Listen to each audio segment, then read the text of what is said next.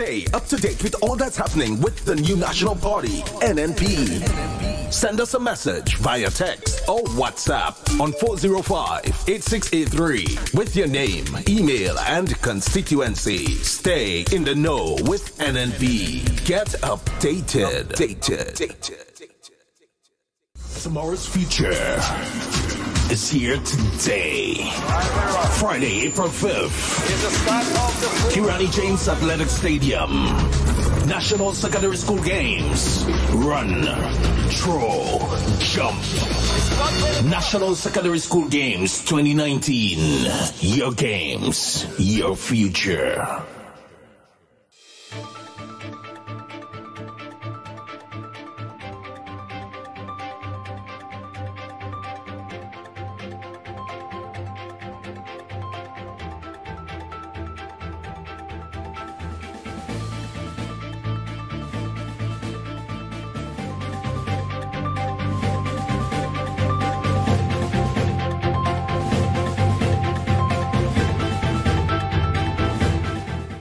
Prime Minister welcomes CDB endorsement of Grenada as fastest growing economy in the Caribbean. Stay with us, the National Report begins now.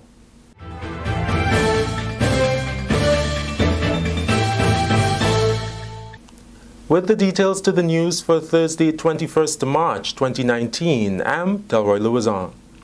Prime Minister and Minister for Finance, Dr. the Right Honorable Keith Mitchell, has welcomed the report from the Caribbean Development Bank, the CDB, that Grenada remains the fastest growing economy in the Caribbean. The CDB's latest country economic review for Grenada states that in 2018, Grenada continued to be the fastest growing economy in the region. Growth was estimated at 5.2% for the year, which translates to a 5-year average of 5%.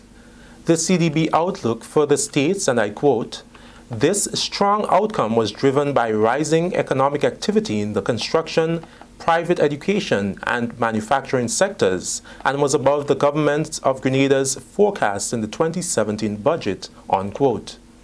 Growth in the construction sector, according to the CDB, was 14.9% over 2017 figures. Reacting to the report, Dr. Mitchell said, quote, "The CDB's country economic review of Grenada is really not surprising. In fact, it validates the statistics provided by the Ministry of Finance. In my opinion, we are often conservative in our approach, responsibly so, and the CDB report bears testimony to that as well, because the 2018 growth figures exceeded our projections," unquote. The Prime Minister added that the local economy has experienced consistent growth for the last 6 years, and it is important that we maintain that positive trajectory. Therefore, government remains committed to facilitating continued growth and expansion of the sectors that are performing well and improving performance in those that are not. According to the Prime Minister, the debt-to-GDP ratio continues to decline, and we remain on course to meet and, in fact, surpass the target of 60%, well ahead of the 2030 deadline set by the Eastern Caribbean Central Bank. Describing its medium-term outlook for Grenada as positive, the CDB projects economic growth of 4.5% in 2019, driven by the construction, tourism, agriculture, and private education sectors. Government is planning to launch the much-talked-about Youth in Agriculture project in June. The project is designed to address the issues of youth unemployment and an aging population in the agricultural sector. During a meeting of the Upper House on Thursday, Youth Minister Senator Nolan Cox said they are currently working on the concept of the project. This is a very important project for us, Mr. President, and we are looking to target about 100 young persons over a 5-year period through this program in various initiatives. Senator Cox says government plans to continue its focus on skills development, which is an area of weakness not just in Grenada but in the region. In this vein, he made mention of a furniture-making project in Petit Martinique, where 10 young men are participating. The plan is to incorporate boat building in the project in the near future. Sanitation issues at the Grenville Secondary School are now resolved. In an interview today with Nigel Noel, an engineer with the Ministry of Infrastructure Development and Public Utilities, it was confirmed that all major work is completed. Students resumed school on Thursday, March 21st. We get the details from Annette Moore. Repairs to the Grenville Secondary School's soakaway facility are now complete, and parents, students and staff can now breathe easier, with toilet facilities at the school now functioning as normal. We had block up in the digester of the septic tanks. At the end point of the sewer system that takes care of all the waste that is deposited and flushed down the lines. So we had to reroute some of these lines. Some of them they had wrong or bad grade, right, in terms of slope, bad levels. So we had to redo and ensure that we can have a smooth function and flow of the feces that comes down into those lines. Noel further explained the issues encountered, which delayed the speed at which the repairs were done. The contractor would have encountered some difficulties in terms of there was some concrete beams that he would have that would have traversed some of the pipes or the pathing which the pipes would have. And so he had to do some additional excavations, which would have taken a longer time to get done. He had to get the right equipment, right tools to get that out of the way. With this accomplished, work proceeded smoothly and has been successful. Right now the job is practically complete, right? What is left is just some cosmetics, just some covering of some of the pipes with sand and covering of some of the chambers that are already complete. School is ongoing today, and by tomorrow the contractor should be wrapping up to get over there. For the National Report, I'm Annette Moore. This is the National Report. More news after the break. The safety on our roads make this a major priority. Health of our people, a crucial necessity. Accidents happen when road users are either irresponsible or inconsiderate in one way or the other. Play your part. Reduce your speed. Be attentive. It is your personal responsibility. Let 2017 be the start of no more road fatality. Be safe, be seen, be smart. So let's wise up as a nation. Get to your destination safe.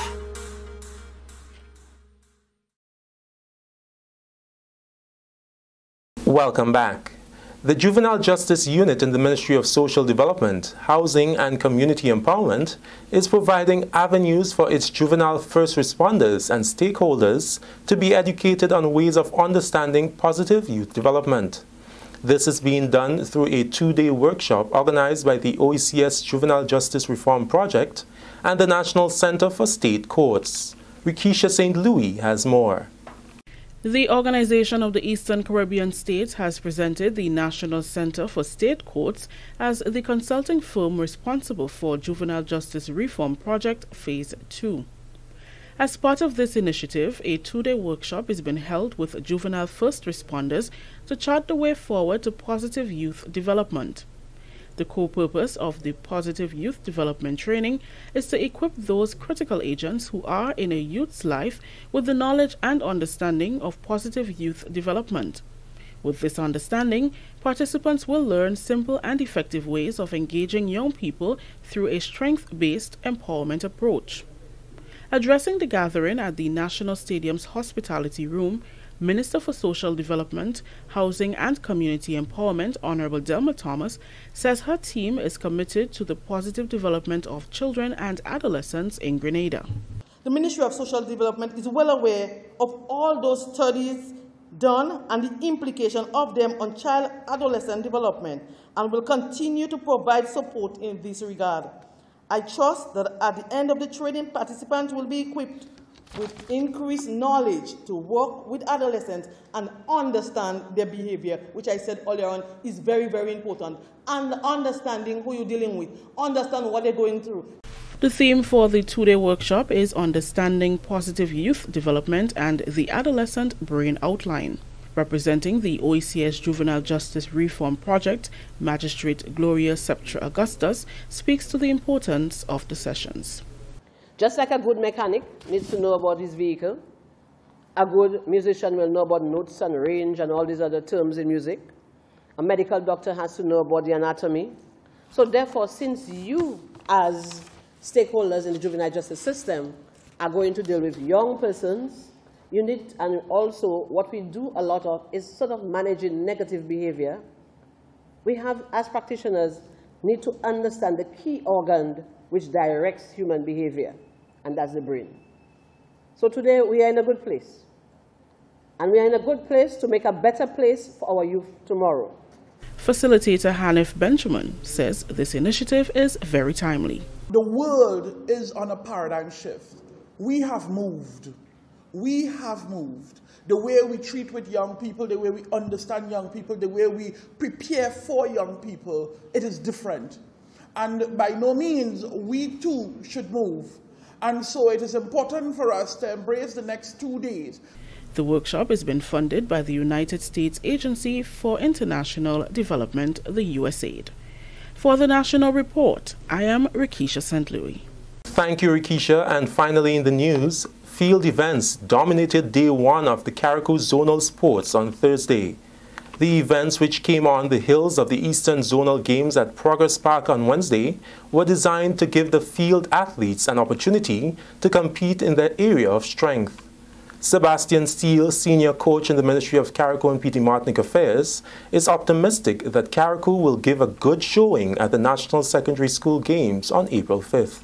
I am still optimistic about upsets, despite our athletes never have any level of competition for this season. Neither they had any extensive amount of training, but I am pretty certain that the ones that are in training will go out there and dominate the field. We know that Avanella Andrew and Zane McFarlane and Elvis Gay and Anthony Madison, just to name a few, will go to Grenada and perform exceedingly well. So I'm confident there could be some surprises at the national championship. Track and field action will take center stage on Friday. That story brings us to the end of the National Report for Thursday, 21st March 2019. Recapping the headline, Prime Minister welcomes CDB endorsement of Grenada as fastest growing economy in the Caribbean. On behalf of the entire news team here at the Government Information Service, thank you for joining us. I'm Delroy Louzan.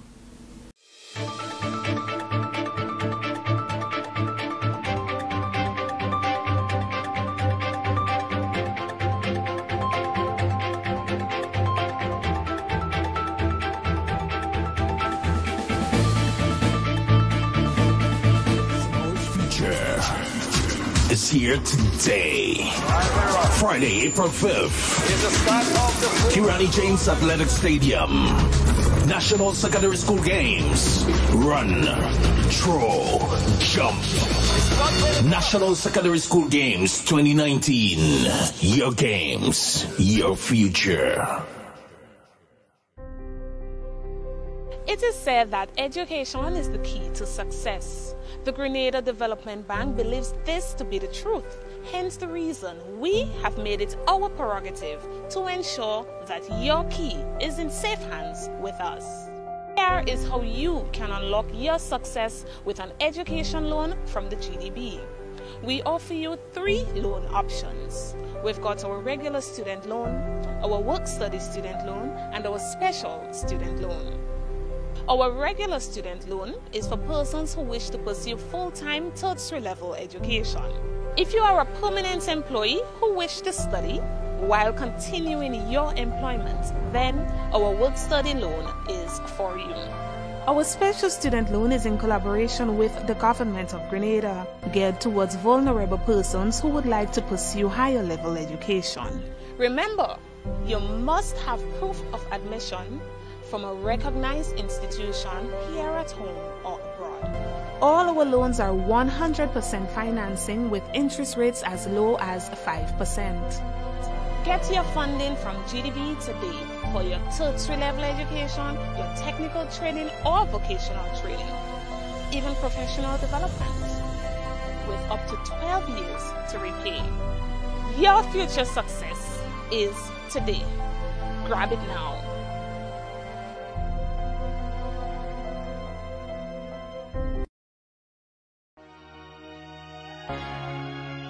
I am very much pleased with the turnout of the athletes and even the students who are here to support the athletes this morning. We have visited the schools, we have spoken to them about the games, and we have seen the impact of us going to the schools to encourage them to come to the event today. The ministry has a mandate to ensure that we give students that opportunity, and so this is what's happening, and I'm just happy that we are able to do that. And there's no letting up. We are going to do all we can to make sure the events are as successful as they can be. What we are doing is holistic development, and if we are looking at holistic development, sports and health and all the other facets that we need to uplift the children are key components to their development. So activities like this, which would bring out their sportsmanship, fair play, the ability to mix, to meet new friends, to associate with others, to share others on, to compete is critical for their success in the future. So activities like this, I would really say, go a long way in helping develop the students. I just come out here to run. That's my first competition for the year. Every opportunity that I get, I should make use of it, because I never know what's coming next. If we work together, I sure will do it. I'm very happy that I could go to the stadium to participate in the games. I feel happy about myself, making my father and mother proud who work hard to, get food on the table for me, or to make them proud in the future. As we training a lot in this park, my coach, a good coach, Mr. Mores, I was trained for this day, so very in the future I want like to make it up to the Olympics and CRFM. April 5th, I just want you all to come and support the Eastern Zone. Give us all our support, and we'll try and do our best.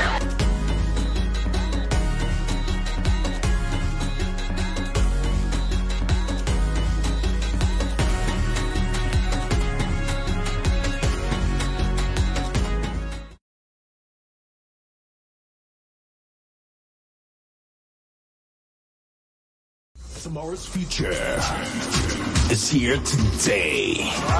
Friday, April 5th. Kirani James Athletic Stadium.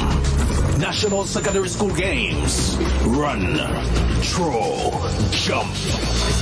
National Secondary School Games 2019.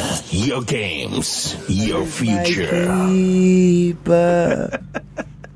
Good morning to you, Grenada, Carriacou, and Pirimatnik. Once again, it's time for Hard Talk. I think we should let be joined by those viewers and listeners via the Facebook and the YouTube and the website. Yeah, so we'll be joined by them right now. And we're joined by them. Yeah. Good morning. Nazim, you realize the camera's still kind of on me alone? Nah, man, I want to share the limelight, man. I don't want to be in the limelight alone. I want to share the limelight with my bro, man. Morning, Daddy. Wow, Daddy, you're early, girl. Yeah. Jah is my keeper. Always. At the end of the program, I'll play that tune again. Yeah, I'll play it. Jah is my light and my salvation. So whom shall I fear? Nobody. I ain't think they go flag us for that one singing it. Nah, they can't flag us. They ain't go flag us for singing it. No, flag us for that thing, but they ain't go flag us for that one. Good morning to you once again, Grenada, Carriacou, and Pirimatnik. My name is Sheldon Scott. And I'm Devon Romain. And this is Hard Talk. We're live on 97.5 City Sound FM, 89.5 CRFM, 92.9 Sister Isle FM, and 94.9 WeiVybz Radio in Brooklyn. Also live via Hard Talk Grenada, live on Facebook, Hard Talk Grenada on YouTube, and www.hardtalkgrenada.com. Also live via the Sister Isle Radio website, WeiVybz Noise Radio website, and also live via the City Sound website. So yeah, we're all over the place. All right. We in the section. All the sections are on with it. Yeah, and today we say a special, glorious good morning to our friends out there on the Sister Isles of Carriacou and Pirimatnik. Yeah, we say a special, special good morning to each and every one of you. Day 2 the athletics taking place, the field events would have, they took place yesterday. So the field events took place yesterday at the Hillsborough playing field very successfully. Yeah. And this morning, they are going out with the track and field events. Team Carriacou, they're coming down, and they ain't coming down joking, they're coming down serious. Yeah. You see, everybody else take a little 1 day, them taking 2 days, they making joke with it, boy. They take 1 day for the field events and 1 day for the athletics and so on. They ain't joking that. They coming for it. Yeah. Good morning to all of you on the live. Lorraine, good morning to you, my dear. Yeah, when 2 or more is gathered, they can't defeat us. Yeah. Dali, good morning. Dali, we could look even more blessed. Come and show something for us now. Yeah, I mean, hook us up now, Dali. Yeah. Put us in that daily, weekly suit. Antonia, morning. Harryman, good morning to you. Yeah, she and I wonder, Javon, where you going to sleep now, man? Javon take he bathe and he massage, you going to sleep now. Go to sleep. Yeah, Javon, at this time, Javon going to sleep already, man. Javon, here. If he up and he hear my voice, there's trouble in the place, eh? All right, folks, and it is a beautiful Friday on the Isle of Spice. Extraordinary. Yeah, it's going to be an up-tempo weekend. We do know there are various matches that take place in the Docks Challenge Trophy. I am just waiting on the updated list. I like to give you the updated because, you see, long time. Javon don't go and sleep. Yeah, so I'm looking for the updated list because sometimes they have little changes. I don't want to go and read and say certain things happening and it's not happening. The St. Andrew Southwest constituency branch, they would like you to know that they have postponed the Sunday activity at Bathway Beach. It has been postponed. They'll give the new date sometime during next week. Yeah, I believe they have 1 or 2 issues. The minister may have to travel and so they'll be unable to have that on Sunday. So as such, they will give some new information as to what day it will be taking place, but it will be taking place. The youth had theirs last week, Saturday, yeah. I think, yeah. Yeah, they had theirs. Very successful as well. Yeah, so quite a few young people from that and other constituencies as well in St. Andrew decided to come across and lend their support to them. Yeah. So we have matches in the Docks Challenge Trophy. We have the women of the Royal Grenada Police Force. Yeah, they are heading tomorrow to the Deluxe Cinema in Grenville. I did that. So if you miss the opportunity to see I would say nice, I would say good, I would say great, I would say excellent, but even better than excellent performances by the women of the Royal Grenada Police Force, you need to head on out to the Deluxe Cinema tomorrow evening. I think it should, let me get the exact time. I think it's about 7. Yeah, I go get it just now and I go lay all you know. But it's tomorrow afternoon. It will be taking place at the Deluxe Cinema. So head on out there and support the women of the Royal Grenada Police Force. Shine too. Believe me, it's not a bad money you're spending. At all. And you know why it's ironic? Before, years ago, you couldn't talk about the women of the Royal Grenada Police Force, because you only had, you might have said women, but it would have been about 4 or 5 of them. Now they're in the numbers. Yeah, they are being counted, and they are doing an excellent job. So hey, back in the days, you had one or two. One or two. Look at it. You had that class that just graduated, and it was mainly women. Yeah. And then when you look at different units that before you generally didn't see women. I see women in the fire service. Yep. And some young women there in the fire service. I've seen some women in the SSU. Yep. Special branch. RRU. Yeah. I wonder if it's a woman in RRU. I can't remember. Yes, I think I saw women in RRU too. I saw some women in SSU. Watch. SSU, Don't get up. SB, RRU, all parts are there. Let me make a mark on this. The women in SSU especially, don't play around with them. Them girls shred. Yeah, boy. They handle it rough, eh? Not only that, some markswomen, you don't say marksmen, there's some markswomen that they don't play with them. And most importantly, they've actually won in the local competition and so. And they have been doing pretty well representing the RGPF in the Grenada Gun and Rifle Association. They have various competitions during the year. And the females from the RGPF, they've been doing very, very, very well. The men doing good, but the women, don't play with them. They're making a name for themselves. Yeah. Man. It's just, and not only that too, Sheldon, they are also up in the upper echelon of the leadership of the Royal Grenada Police Force.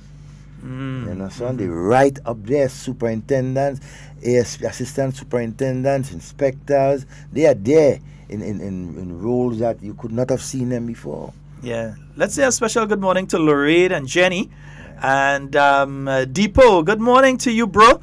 And Deepo said that we should work on something to provide running shoes to some of the athletes that are participating. And Deepo, just to let you know as well, it's not just the running shoes. Because, for instance, the guys that are doing javelin, they can't use the running shoes to do that. There's a specific shoe, because you want to make sure that their feet are protected properly and they don't injure themselves. So there are specific shoes actually for javelin, specific shoes for discus, specific shoes for long jump and high jump and shot put, and so they have different shoes. There's actually a specific shoe for each of those things. So while we're looking at the athletics, while looking at those who are participating in the short distance, medium distance and long distance races, we also need to look at those who are participating in the field events. Yeah, I know for javelin for sure there's a specific, because I personally was involved. There's a listener, 2 listeners, well 3 listeners who are listening right now that have been involved before in ensuring that we get javelin shoes down for people that have made us proud and continue to make us proud. Yeah, we didn't take no sort of picture and go and show that we bring down shoes for man and all kind of thing, and we ain't have time for that. We do what we have to do quietly. We make sure it reach and get man done. And right now the people who we thing, they head into the World Championships later this year. World Championships are coming down later this year. I think it's September, somewhere there. Yeah, the World Championships will be taking place, man. This is going to be great. I think it's in somewhere in the Middle East, I think it is. Deepo, to answer your question, Wednesday, yes, excellent turnout by our school children, our students, both as spectators and as athletes, right? I mean, you could not have asked for a better turnout than that, based on the conditions that our children are put into at this point in time, right? I was there firsthand from around after 9 minutes 10 there when it started around 10 o'clock, and the participation of all the schools in the eastern zone took part. And I mean, they were there. You had the Christian Academy, right? They have less than 100 students in the school, I think, right? So they would have had the lowest of turnout. They were well represented by athletes, and so you have St. David's Catholic Secondary School came out in the numbers, athletes and students, right? SAS gave an excellent account of themselves, right? GSS also did, right? And St. Joseph Convent, Grenville, the defending champions in the women's division, in my view, they had the biggest turnout in all the students. They represented, right, St. Joseph Convent. And not just that, they made a statement, in my view. The students who were there, they basically made a statement to some of our teachers and our parents and so, who would have, not encourage them to go and partake in something that they like. They made a statement. They came on their own. They paid their buses and so to get there to support their fellow athletes. And that, in my view, is so good, right? It shows that our children, right, our school children, right, are beginning to look at some of the things differently. They are beginning to hold their own. In my view, they stayed in their section. They didn't want to be part of this, of the quote-unquote politics or what is going on between the teachers and government. It's not their business. They want to be part of the activities, right, that is set aside for them in their school career, right? Athletics is part of their curriculum, right? They showed up and was well represented. So, I mean, I really want to say, put on a record today, congratulations to all the students, right, in the schools that came out in the western, in the eastern zone, right, and showed Grenada what you were made of, right? We know a lot. There were a number of them who did not take part for whatever reason, but the turnout, the support, right, by the spectators, by some of our parents, some of the people in the surrounding villages, and so come out and support, and that was good. But I also want to mention too, right, there are some, in my view, some culprits, both parents, teachers, in some view principals, continue to discourage our young people from getting involved in the activities that will only benefit them. Right? We need to stop that. We need to continue to encourage our young people to get involved in the athletics. Leave the children out of what is going on with the teachers and government. That is not their business. But it seems like you guys trying to make it their business and involve them. Imagine there were a couple of students, right, who were bold enough, Sheldon, to tell us, right, that some teachers and even their principal was indicating to them that they don't have any permission, that if they decide to go, right, to the sports on that day, they may be suspended. And they had a lot of students scared of that. And that is not nice. We cannot continue to treat our children like that. Be fair. Let them participate, right, in things that they have to participate on. Who was humbugging those of you who are doing that? Who was humbugging you during your youthful days from running or playing football or playing netball or the case may be? Who was preventing you all from doing that? Surely it wasn't the teachers, not government. And so why continue to discourage and to spread vicious rumors and so to the children, making them scared that if they partake or if they go, right, there will be consequences. We cannot treat our children like that. And I'm passionate about that. And so, because I was there, I listened to some of the comments by some of the children, and I was like, wow. But nevertheless, they made a statement. The children of St. Andrews, St. David's, they came out in their numbers and showed, right, Grenada, that look, that is what we are interested in. Sports, nothing else. Sports. And they must be commended. Right? Also to Sheldon, the organizers. Kudos, right, to the acting coordinator of sports. Right, Mr. Colin Peters and his team, right, from the Ministry of Sports, those from the Ministry of Education and the volunteers, the police officers, and so who were there. They were well organized, right? They paid attention to what needs to be done, and they did their best. The medics, and so who were there, right, participating and giving support to our children, and that is important. I really want to say kudos to the organizers in general, Ministry of Education, Ministry of Sports, and everybody else who had a part in especially that Eastern Games. Congratulations to all of you, and hey, continue the good work. You see, when we are in difficult situations, we tend to come out and do it best. You know? So, I mean, just... Wait, you want me say something? Well, you talk, man. You know, just kudos to them. And I was very passionate about it. Because just, listening to the students, not only complaining, but enjoying themselves. Let me ask you a question, because Hannah is asking a very important question here. She supports the games, but she wants to understand why the schools were not in their uniform. When she says the uniform, not the students who are supporting, but the athletes. Why were they not in their school colors on the tracks? Well, based on what I've gathered, there were one school in particular, I think it was St. David's Secondary.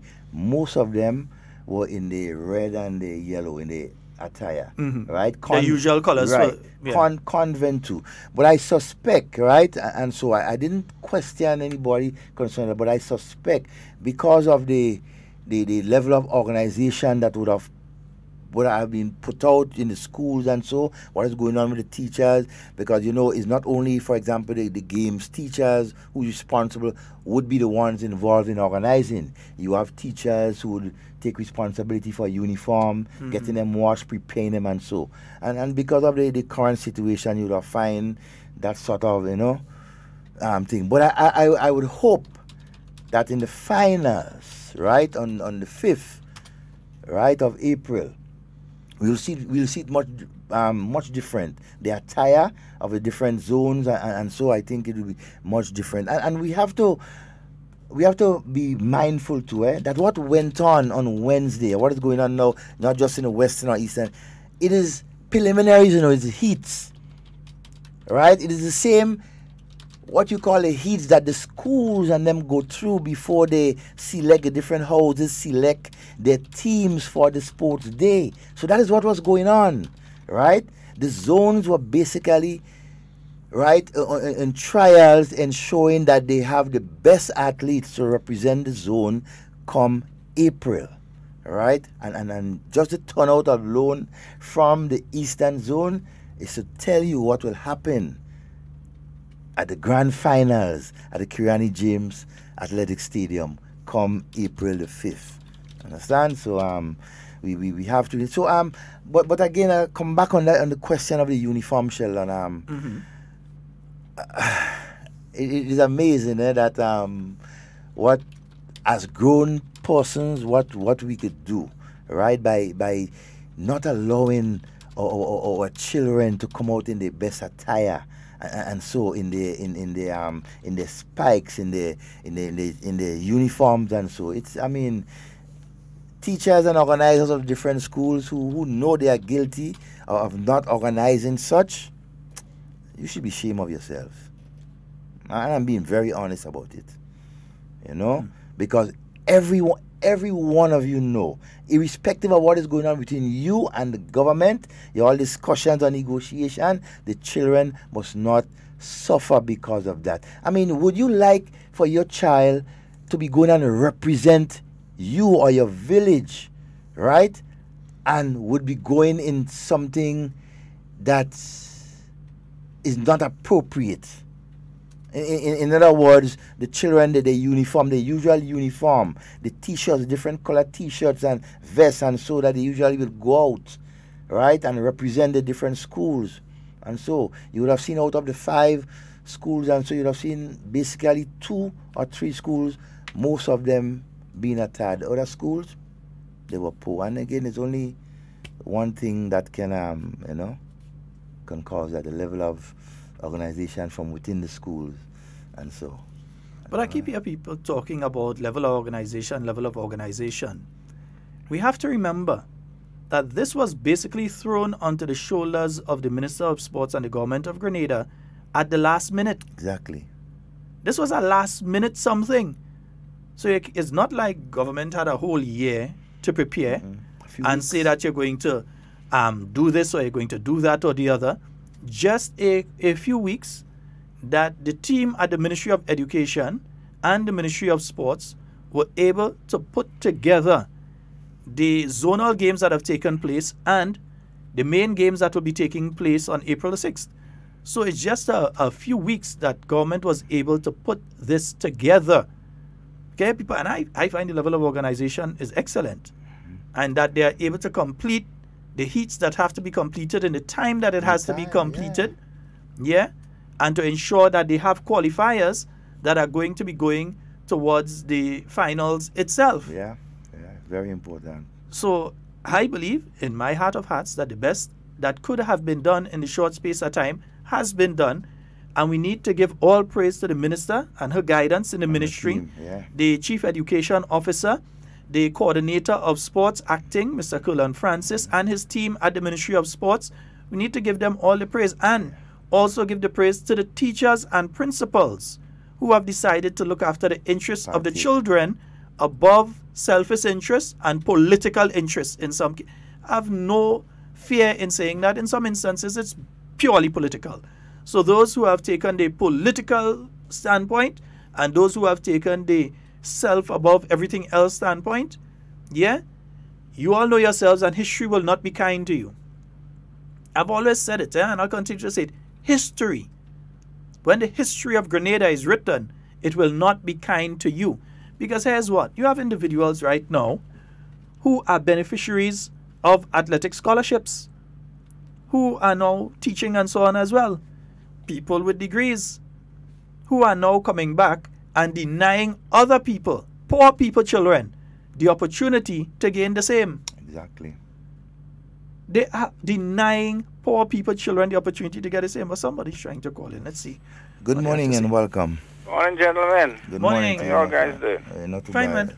Relative to the games, and the explanation as to what the games are about in terms of division representation, I think there seems to be a mix-up somewhere, or there isn't, put it that other way, there isn't a serious clarification on the whole issue. The fact that the games are held in zonal terms this year and not individual school qualifying terms. For example, where every year GBSS would have their own sports, Magnolia College, Anglican High School and wherever. And whoever qualified from that particular school would go and represent in the finals in what we call intercall as individual schools. So you might find GBSS coming out the winner, St. David Catholic, whoever comes out the winner in the girls division, boys division. My understanding where it is, you're having a zonal conceptualization this year. Southern, West, and East. That schools are not there, or the pupils are not there representing a particular school. So that question of people asking why they are not there in their school uniform relative to the sporting aspect, not school uniform as the day or the regular everyday school uniform. I don't think that is necessary for 1 second. If my understanding of a concept or the concept of zonal is to be put into perspective, the whole issue of representing your school as St. David Secondary School having, let's say, a black and white uniform, whereas staff might have a blue and green, that kind of thing, normally. That is not necessary in a situation like now. And you've made a very valid point. I actually didn't even look at it as that. Yeah, because that's what But made a valid point. going on there. When you're going from the Eastern Division, you're not going to represent your particular school like SAS or Montrose. The zone. It's a zone. Yeah. So in the finals, in intercall this year, if it's that how it is going to be referred to, I don't know. If the teachers or the principal union or the principal whatever they call them has a patent for the name intercall. So right now maybe you cannot use the word intercall or the two words intercall to describe the game that is going to be held in April. You understand what I'm saying? Secondary school games. Well, they might just say secondary. That's the point. Yeah. It might be just the secondary school's game. So there could be a big difference in the conceptualization of terms. See, well, like you sometimes think I don't see, you don't see. Well, definition is my kind of thing, I try not to miss them. I doesn't always agree with you, but I doesn't always agree with you, but when you're good, you're good. Well, not so much I agree in this discussion. Exactly. You don't have to agree with a person. It's a matter of putting things in perspective. So you from different angles, you take a look at things. Yeah. And I seem to understand it that way. So the question of whether people, they're in particular uniform. When they go into the finals now, maybe the Eastern Zone might have a uniform. Exactly. If they say it's blue and green, the Western Zone might have a red and white, kind of thing, or whatever. That's the time you might have uniform. Or not that you might, you need to have uniform. Yeah, you will have, You need to have it. So when the people are looking at the race, they know that distinctly who win and, and where they come in the process. Yeah. So I think that should be the discussion relative around that issue of uniform and so on. Okay. And understanding exactly what is the concept of the game this year as distinct from what has always been. Because it's not an individual thing with the different schools. Yeah, but so Convent and whoever is now going to be winning. The Eastern Zone, the Western Zone, Southern Zone. What you will find, you might have one or two schools dominating in terms of, represent. As usual. Based on, You might have better students from whatever school. In some of the schools and so. But in the announcements, for example, in the finals, I can see we're talking about the person from Convent is the one that wins. You know what I mean? the person from the southern zone, person from the eastern zone or whatever. Yeah, you say the person from southern zone, student of the. But Well, you could qualify it with that. But you start with southern zone. Southern Yeah. zone. So you identify them as representing the southern zone, but student of such and such a school. So they need that kind of clarification going forward. You're absolutely right, my brother. Yeah. I'll take care. Definitely. All right, thank you so very much for your input. Yeah. I think he's offered a certain level of clarity to the entire thing. To the entire thing. Man is a boss, straight. Well, you know, when you have persons who always pay attention to detail. To details, and so you always will find that, and you get clarity in a lot of things. As with everybody, because me and Devon doesn't always agree. At all. Devon might have one people and another people. And I don't want to always agree with you. No. If I always agree with you, something wrong. Something wrong with us. Yeah, we can't agree with each other all the time. We have to be on two sides of the same fence, but he on one side, on the next side. We might the destination we might be heading to Grenville, you know. Yeah. Why passing St. David's, he going over the hills? We'll get to Grenville somehow. Yeah. So the northern zone. So considering that, the two schools in the northern zone are making joke because right now we know that they're down at Hillsborough playing field and should start getting photos and so in a while. We have some photos and so from yesterday that we may be able to show a little later, but we have some. And Devon, not shifting too much away from sports, not shifting away from sports in fact, but remember the Grenada Invitational is right there. Is coming up as well. Later in April. Yeah. It's on the 13th. And already they've confirmed Asafa Powell. They've confirmed the world leader in the 100 meter, Justin Gatlin, the world champion right now, Justin Gatlin. They've confirmed Shelley and Fraser Price. They have confirmed Andre DeGrasse. And he's the man looking to grasp on to that 100 meter championship and record and so taking after Usain Bolt. You used to see two of them gain each other a little thing when they're running and so on.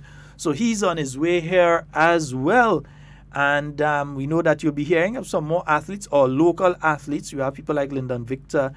You also have Rondell Bartholomew. I saw him in town the other day, returning in the 200 meter, not 400, but the 200 meter coming up.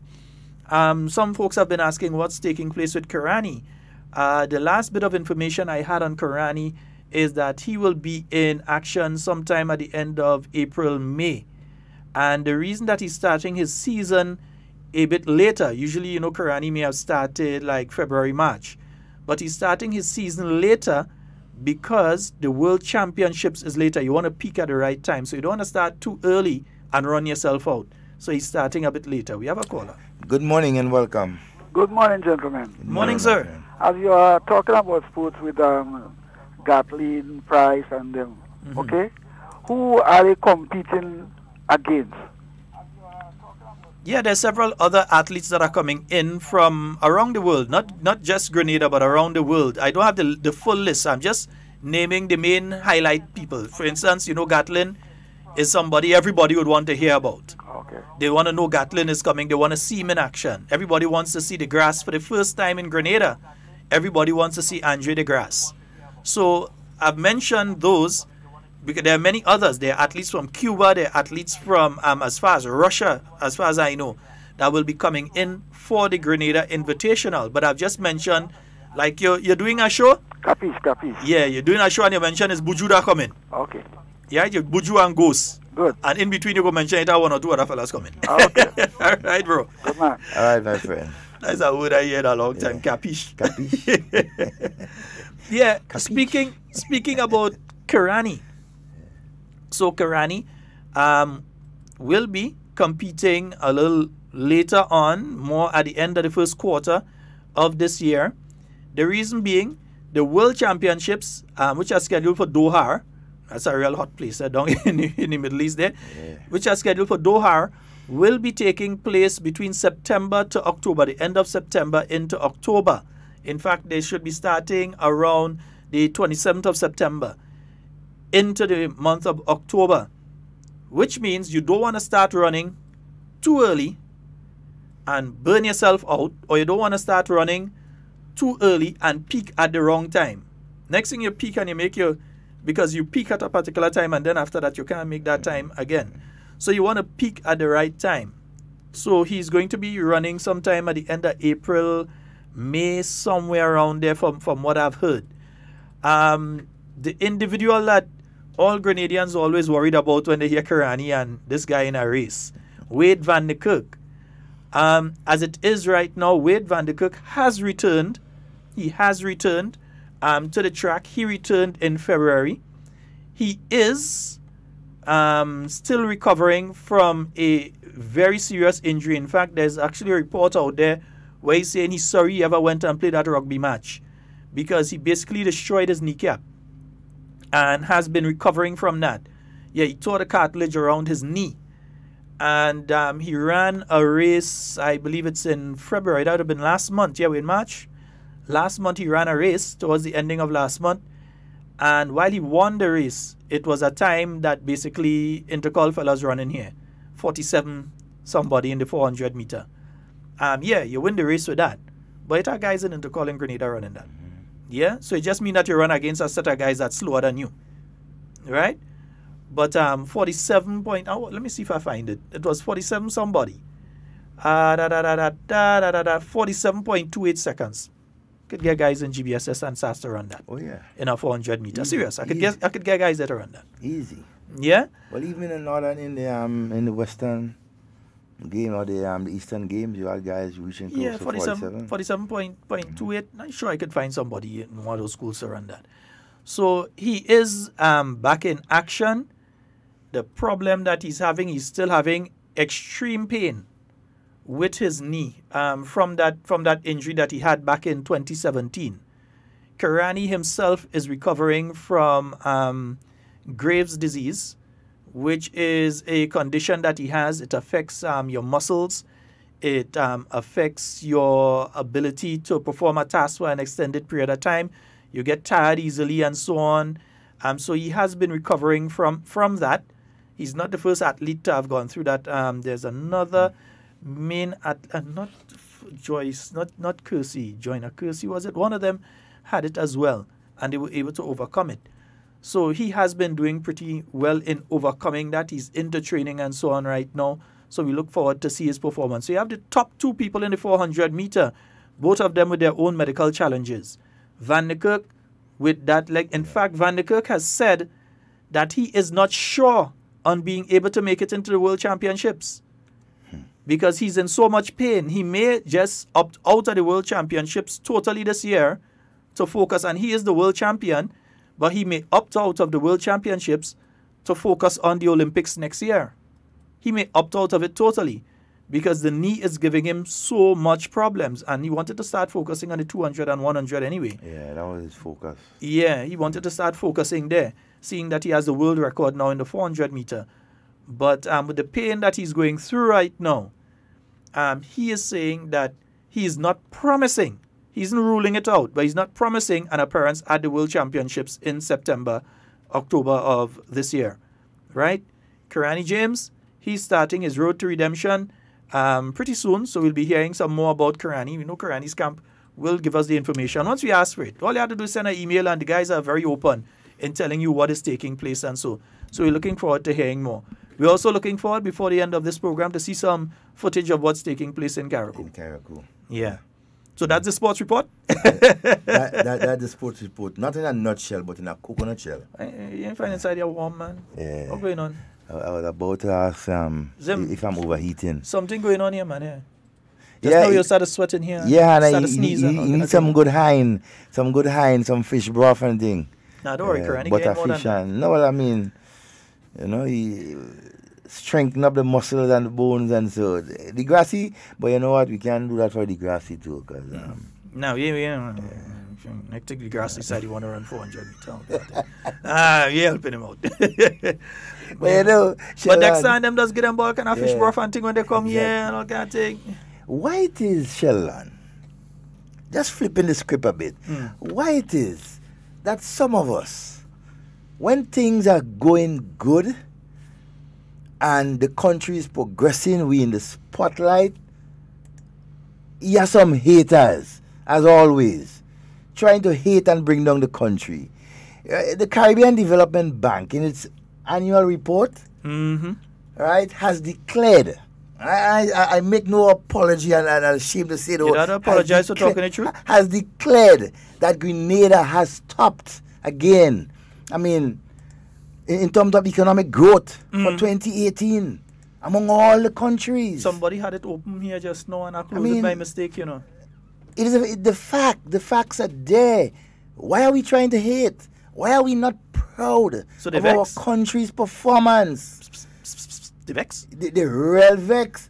Dr. Mitchell is the finance minister. He's at the helm. He's leading the government. Finance minister of the year. I mean, finance minister, not just finance minister, finance minister of the year. Of the year. Add the kudos to it now. I mean, so imagine someone is getting the title of finance minister of the year. That means that he's doing something not just good, but excellent. You know, when in Jamaica, Audley Shaw was the minister of finance. When he got the accolade of finance minister of the year, Jamaicans were all proud. It's like, yeah, we are the #1 finance minister, and the boasting and all kind of thing. Here in Grenada, we get the #1 finance minister. The unions are the cost of the man and all kind of thing. LL them, oh, so you finance minister of the year. All right, so you could find the money. You could find the money. I mean, that kind of attitude and them kind of thing and them kind of thing. Appreciate the good things that our country and our countrymen and women are doing. Right? Grenada, a couple of years ago, was at the bottom of the table. 2008, 2009, 10, 11, 12. Oh, let me get the thing proper. We wasn't at the bottom of the table. We was under the table. Good morning, Dr. The Right Honorable Keith Mitchell. Let me get the thing straight to Devon. We wasn't at the bottom of the table. Grenada was under the table. And well covered under the table too, eh? You couldn't see a light of day. I mean, it was growing like roots, you know. Down. 2013 break. And Dr. Mitchell and his team, the New National Party, right, retook political power in Grenada, and everything spiral, and we vex. Benji, you're bringing them thing across. Yeah, we must learn to appreciate, right? We must learn to appreciate and to accept the good things, right, that our fellow brothers and sisters are doing. I mean, come on, people. We are the top. We shining. We bling in, as you say. We bling in. Where the articles, you had it up here. When I walk inside here, it was up on the screen. I didn't see where you go, you know. Open the email. Yeah, I want to read the article. Let me annoy some people this morning. Hey, they want the thing here, man. You had the thing printed there. But the same thing, yeah. Oh, you that open it and print it? Yeah, because looking for the thing, I find I can't see the thing, man. Yeah. So read it out. Read it out for them. Rub it in. We don't need all the pictures. Just take 1 or 2 nice ones wide, and we can show that up in a while. Just about 5. We don't need more than that. Huh? It's there on the National Secondary Schools Sports page. Yeah. So if you look for National Secondary School Sports Grenada, you could find that page and add yourself to the page. You'd see updated photos of what is taking place in Carriacou today, what has taken place yesterday. You'll see more of the pictures of yesterday. The ones for today aren't loaded yet. So Devon saved the day, he hand me the thing here because you understand. Right. People was below the under the table. Below the table? Right. Prime Minister, Minister of Finance, Dr. The Right Honorable Keith Mitchell has welcomed the report from the Caribbean Development Bank that Grenada remains the fastest growing economy in the Caribbean.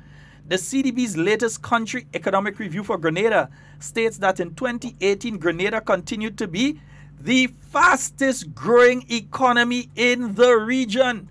Devon, should I read that statement again?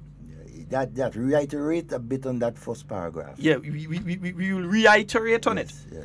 The CDB's latest economic review for Grenada states that in 2018, Grenada continued to be the fastest growing economy in the region. All you on the phone line, go have to hold on right now. We love all you, but hold on. Pick up something. Growth was estimated at 5.2% for the year, which translates to a 5-year average of 5%. Excellent. Other people in the negative, Grenada in positive 5% growth. Right? And this is not in the article, but I'll tell you that some people were saying that's due to the construction at places like Silver Sands and so, because the construction industry has pushed some of that. Yeah. Well, understand that in St. David's you have 2 hotels to come. Yeah. The people who have built Silver Sands are about to start, well, they're still completing piece of Silver Sands to the top there. Yeah. The little piece there they're completing, and they're going and start the second facility. You also have the Kimpton by Kawana that's being built where Flamboyant Hotel used to be there. You have that taking place, and one or two other facilities. So instead of construction slowing down, you ask any of the hardware if cement does remain in their hand, or if the construction companies are not sending and take the cement direct off the port. As soon as it is paid for and all the paperwork is done, they ain't allowing the cement to leave there and go and sit down. And bread, and that is true. Theo, and that is true. MNN, and that is true. Yeah, true. I know I'm talking about. Ramlani, and that is true. Yeah. You ain't getting the cement to go inside the people place. In fact, right now they have a space where cement does usually go. It ain't going. It can't reach. It can't go there. It clean. Yeah, because by the time a shipment comes in, it's going directly to the construction site. But Sheldon, you know, before I remember cement boats used to come once every 3 months. No, once a week. Yeah, you had to come. You had to come regular. Yeah. So we also have in this article, the CDB outlook further states that this strong outcome was driven by rising economic activity in the construction, private education and manufacturing sectors, and was above the government of Grenada's forecast in the 2017 budget. Growth in the construction sector, according to the CDB, was 14.9% over the 2017 figures. In other words, what was delivered in the 2017 budget and the expected growth, because they actually were conservative in their figures and they have surpassed that. Construction industry has been 14.9% over what was projected. In other words, more place built. If you're going down into True Blue and you go by that little roundabout there right after Bananas and you take a right like you're going down to SGU, if you haven't been down there in a few months and you go down now, you're going to be really surprised, you know? Organize a bus too and go. You're going to be very surprised, because once you go there and you reach, you're going to realize that the place transformed. If you haven't been there in about 2 years and you try to go down there now, you'll wonder if you're in the right place. Because you see buildings just shoot up there, all kind of thing, you know? And I think the government had to take part, especially the Ministry of Works, start thinking about putting up much more signs for people to know where they are and everything like that. They'll get lost. Yeah, they'll get lost. I'm telling you. Place I know in Grenada, I can't remember when I see the kind of beautification and thing, I can't remember. And remember, this is being done at the same time that you have in Owasa multi-million water and sewage project taking place in the area. So some people go down and they say, oh God, the road bad. But there is an Owasa project taking place there that's putting in proper sewage lines so that the sewage from that area, due to the increase in the construction and the amount of people that are going to be in that area and already in that area, that you could properly join that to a central sewage system that it can be treated and properly dealt with. Instead of you have it there and then you take it and go and pump it in some place that is properly treated. Yeah? So that is what is taking place down there. But that is only one place. Remember now, you have the Hyatt heading to St. David. We didn't say the Hyatt heading to Grandans Beach. We didn't say the Hyatt heading to BBC. We didn't say the Hyatt heading to anywhere down on the south of the island. They headed to St. David, along with another hotel facility that decided, hey, St. David is the best place to be. Over $100 million in a Sheldon. Yeah. And outside of the construction industry, we know the guys down there, because you know St. David, you get some lasha yam and thing there, get some lasha green fig and all kind of thing, bananas and so, and as well as fishing. There are a lot of guys that engage in fishing there, so you get good lobster and seafood and so right there in St. David. So the hotels wouldn't have to go far to be supplied. Yeah, they don't have to come down in town and get nothing. They will be properly supplied right where they are. St. David's have it going on when you're talking agriculture. Eh? Yeah. So reacting to the report, Dr. Mitchell said the CDB's country economic review of Grenada is not really surprising. In fact, it validates the statistics provided by the Ministry of Finance. In my opinion, we are often conservative in our approach, responsibly so. And the CDB report bears testimony to that as well, because the 2018 growth figures exceeded our projections. Yeah? So you're being conservative, and you have to be responsible. Because I hear in Dr. Mitchell, and I was saying about 4 point something, 4 point, And I mean, that's very conservative. And who was talking about 3 point something? You understand? Thing end up over 5 now. Over 5%, average of 5%. Not under 5. 5 and upwards, and that is excellent. Let's take a call and we'll continue with the report. Good morning and welcome. So Hello. Hello. Good morning. Boss Dominus. Kami. I hear in Boss blowing in the back. Hello. Yes, hey, Kami. Yes, good ma'am. Morning. Yes.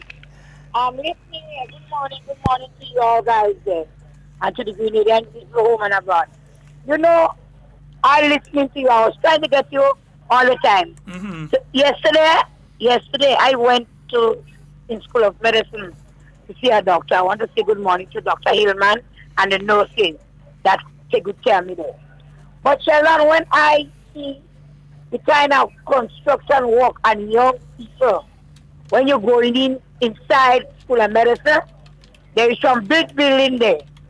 And nobody tell me that. I see my eyes. Young men working. I mean, I know that area for a long time I go down there, and big building, and people working. But there is some people in this country here that live in Grenada, and they get themselves on the radio, and they'll say nothing going on.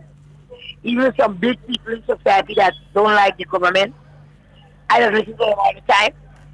They have nothing good, nothing. They always have something negative to say. And I see my eyes yesterday. And they, you know, I would advise a lot of us that living in Grenada that doesn't go in different parts of Grenada and see what's going on. I mean, things is happening for a lot of people, a lot of young people. So the minute time you hit Silver Sands, you see young people doing something. You go in True Blue, you see young people. They're not on the block. They're not on the block hanging out. They're there on top of building, on top of scaffold, doing something, and that is good. But you have some people that are saying that. They have the most negative thing to say, you know. And I saw it in my eye yesterday. I saw it in my eyes after I came from School of Medicine to see the doctor. I see a lot of young people, man as well as a man. I see a woman with a lawn mowing. I see a woman mowing a lawn with a lawn mowing, you know. A woman, you know. Yeah. You understand? Mm-hmm. So they must stop this kind of thing. We won't get everything happen the same day, the same week, the same month. Everything takes time.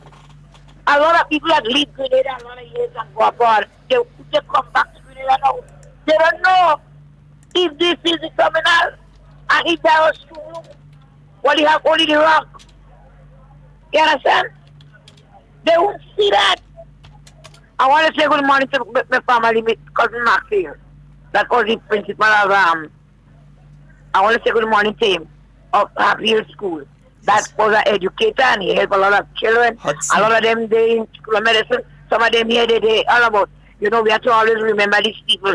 These are people that help build Grenada. You understand? They have nothing good to say. More than they on the radio, they just say all the things about people. And before I go, I want to tell some people in this country, stop lying on people. When you go to see the Prime Minister, when some of you are going to see the Prime Minister, and you are going to see Mr. David, and you walk over something, don't lie on people. Anything I could say on the radio, and I want to tell Mr. David or the Prime Minister something, I could face them and tell them. When you're going to bring the news, tell him exactly what happened. Because all you won't like what I go say. I've given all your warning. I've given you all, and I'm not listening. When you go to bed, go and beg. Do not use my scammy name. Because I'm a hard-working man. People who know me in Grenada know I'm always working. Okay? And Patty, Matthew, Mr. Guys in America Zingo, Mr. Watt, everybody have a blessed weekend. And we're good in Grenada. And Sheldon, my love, what do you think about the prime ministers and them in the different Caribbean countries that Trump invite them in the house? Why did he invite them in the White House? Why is it in the house in Florida? Why didn't invite them in the White House? You feel like Obama, Exactly. I find something is not right. Something in right. Hey. Something in right. Something is not right. You say, come down in the house now. All right, baby. And some of them say what I say doesn't make sense. You're making too much sense, that's what. Bye-bye. Therefore, all the Grenadians out there, all you have a blessed weekend. All right, my girl. Bye-bye. Oh, Yeah. God. Why didn't invite them to the White House? Why not in Florida, in Mar-a-Lago? Mar-a-Lago. Mar-a-Lago. Yeah. Who have ears to hear, let them hear. Okay, Ami? Who have ears to hear, let them hear. Who have eyes to see, let them see. All right. I mean, enough said. Our country has taken the spotlight economically, right? I mean, peacefully. You understand? I mean, the hospitality of the Grenadian people is so unique. I mean, it speaks for itself. And now, economically, we on the top in the Caribbean. I mean, we have to be proud of what is going on in our own country, right? Our leaders are performing, right? The people of Grenada is doing something that is the envy of the world. You know, something that's very important here. The Prime Minister says that the local economy has experienced consistent growth for the last 6 years, and it is important that we maintain the positive trajectory. Therefore, government remains committed to facilitating continued growth and expansion of the sectors that are performing well and improving performance in those areas that are not. The debt to GDP ratio continues to decline, and we are remaining on course to meet and in fact surpass the target of 60%, well ahead of the 2030 deadline set by the Eastern Caribbean Central Bank. Right? The bank speaking now, they describe the medium-term outlook for Grenada as positive. The CDB projects economic growth of 4.5% in 2019, driven by construction, tourism, agriculture, and private education sectors. Now, I keep just glossing over private education sectors. I was about to tell you, let's expand on that. Yeah, I keep just glossing over it. Yeah. But understand something, that last year you were speaking of the St. George University contributed 22% to the GDP of Grenada. Yeah. Not 5%, not 0.1 of a percent, not 0.5 of a percent. Not even 15%. Yeah, 22% to the economy of Grenada. That's directly and indirectly. So what you're speaking about there, you're speaking about because they've expanded. Yep. The SGU has expanded. Yeah? So it means that they've hired additional staff. They have. Yeah. Not in a large format, but they have hired significant numbers of staff. They have expanded the services that are being offered, the courses being offered, and so on. And the students, many of them are housed off campus. I know because I live in between a bunch of them. Yeah, when you look to the front, back, and side by me, it's students that are living there. Yeah. It's guys from Africa, it's people from the Middle East and Europe and so on. And they're all over, people from Asia. And I'm speaking about as far as Japan and all sorts of things. And a lot of people from Canada and the US, they are there. And they contribute significantly to the Grenadian economy. You want to find out how they contribute to the Grenadian economy? One, the supermarkets, real value, even to a lesser extent, because they mostly shop down in the south of the island. So supermarkets like Real Value would see the high numbers of them.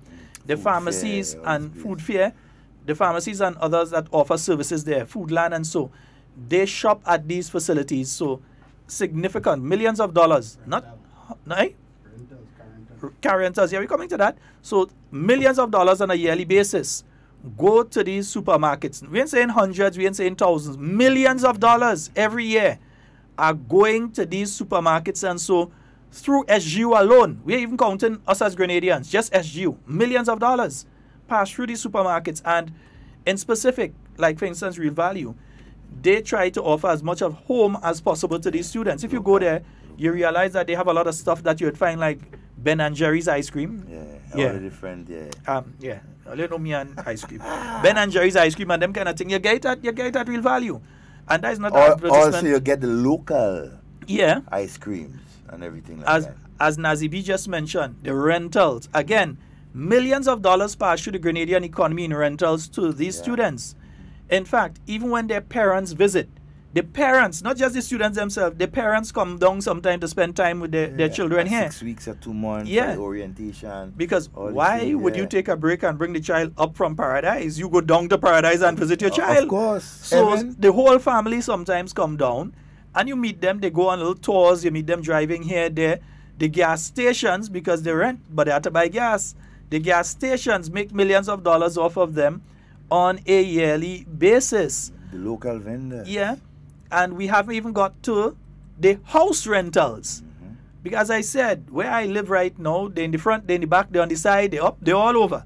So they are renting from locals. Yeah? So you have many locals. And in fact, some of the construction that you're seeing to the south of the island, a lot of it has to do with the fact that SGU has expanded, and therefore some of their staff as well as their students need places to stay. There are guys that work with SGU that actually live in the countryside. But to facilitate easier access to work and to get there for the time they have to get and to work the times they have to work, they're renting in the south of the island too. So you have the staff that are renting in the south of the island. Some of them, they may not be able to get in the south of the island. You might find them in Bolio. You might find them in Laborie. You might find them in St. Paul's. You might find them in Springs and Calavini, because they can't get a place too close because the students cannot get most of the places. So they take it as close as they can get it, just to be able to get to work and get back quickly. So you're talking basically millions of dollars through the SGU alone when you're talking of the education sector. And with all of that said, the millions of dollars coming to Grenadian economy. We haven't spoken yet about the farmers and fishermen, because these people are eating fresh produce. So the farmers and fishermen who are providing for them. Yeah? And then you have places like the nightclubs, the West Indian Brewery, that if you go there on certain nights, the students on the tables dancing, full. People like what? Bananas. All of the Lavo Lanes and so on. All of these places in the south of the island that you have literally hundreds of these students visiting on a weekly basis. Yeah? Hundreds of students visiting these places on a weekly basis. And the money that they spend there provides employment for Grenadians. And they're also buying services from Grenadians. Yeah? So the SGU itself is bringing in millions of dollars, millions upon millions of dollars to the Grenadian economy. But there's a larger point I want to make to that. That when Sir Eric Matthew Gary was bringing them here, it's some of the same detractors who children doing their masters there right now was saying, don't bring them. They're doing the bidding for their masters and their daddies and the... Some of them who children doing their masters and their bachelors and their doctorate at SGU right now. Some of them who children are doing it, grandchildren are doing it, or did it already, are the same ones that was saying that Eric Matthew Gary was doing a bad thing by bringing the SGU here. The same Eric Matthew Gary. What he doing? He bringing bodies, they bringing cadavers into the country. They'll bring all kind of diseases. They are here in these dead bodies. They're going to be bringing into the country and all sorts of things. They fought tooth and nail against the SGU coming into Grenada. The same SGU that now contributes 22% to the GDP of Grenada. That should be a message in a bottle to each and every one of us. And you know what is even more significant, Sheldon? The benefits that hundreds of young Grenadians have been afforded to study in an institution, a prestigious institution, to educate themselves. And not just that, the majority of them are being afforded to go and study, right? I mean, it's being sponsored by the government. Dr. the Right Honorable Keith Mitchell and his cabinet have been able to secure many more scholarships for Grenadians. And Grenadians who are going to SGU right now are doing so with the support of government. Most of them 100%, most of them 90%. You understand? I mean, it's amazing. Good morning and welcome. Hi, pleasant good morning. Morning, lady with the lovely voice. Unless you get me mad. And we don't want to see that. Listen, that thing you just said about Eric Gary, that is so absolutely true.